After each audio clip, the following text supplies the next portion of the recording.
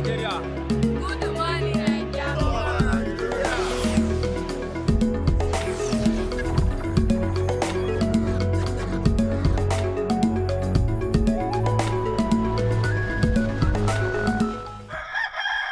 What I know for sure is that speaking your truth is the most powerful tool we all have. And I'm especially proud and inspired by all the women who have felt strong enough and empowered enough to speak up and share their personal stories. Each of us in this room are celebrated because of the stories that we tell. And this year, we became the story.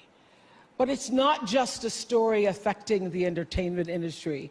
It's one that transcends any culture, geography, race, religion, politics, or workplace. So I want tonight to express gratitude to all the women who have endured years of abuse and assault because they, like my mother, had children to feed and bills to pay and dreams to pursue.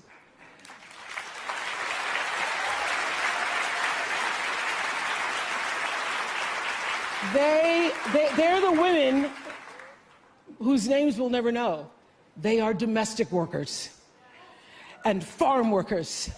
They are working in factories, and they work in restaurants, and they're in academia and engineering and medicine and science. They're part of the world of tech and politics and business. There are athletes in the Olympics, and there are soldiers in the military. She lived, as we all have lived, too many years in a culture broken by brutally powerful men.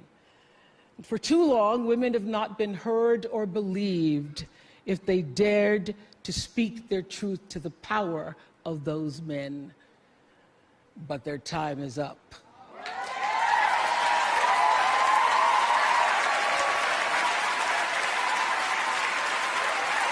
Their time is up.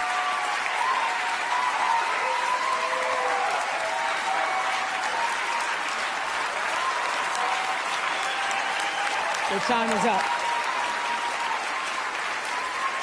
And I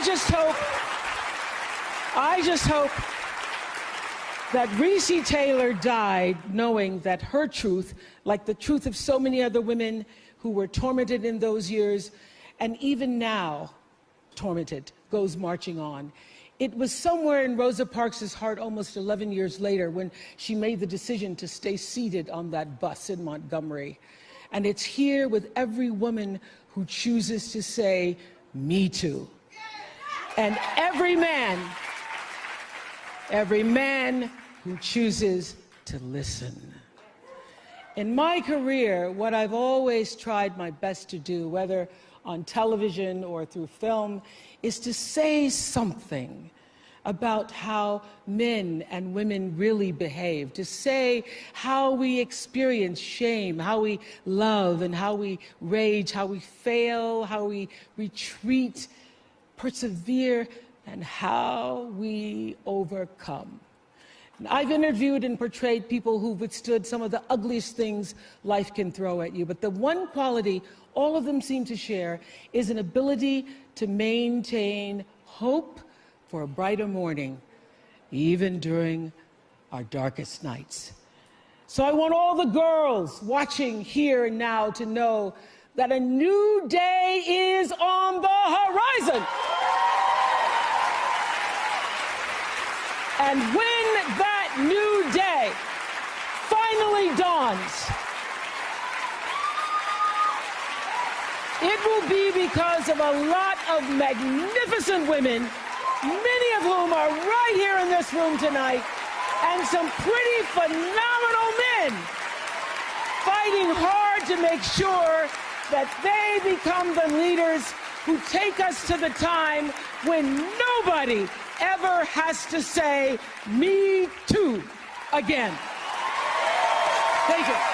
Wow. Oh, yeah. Nice speech from Oprah. Yes. I mean, a speech where they make any girl child ready for house now, you go one decide to come out, do that thing, think out of the box. Because gone are the days, as Oprah talk, where women know they heard. Now we're being heard in whichever situation where you did. So if you think say you did that small caban, where you say you don't get voice, social media is the power and the way to go to make sure say your voice they heard positively. We'd always announce it, we'd always advocate for peace on top the Good Morning Naija show.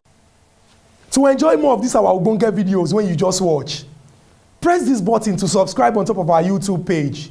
You go love her.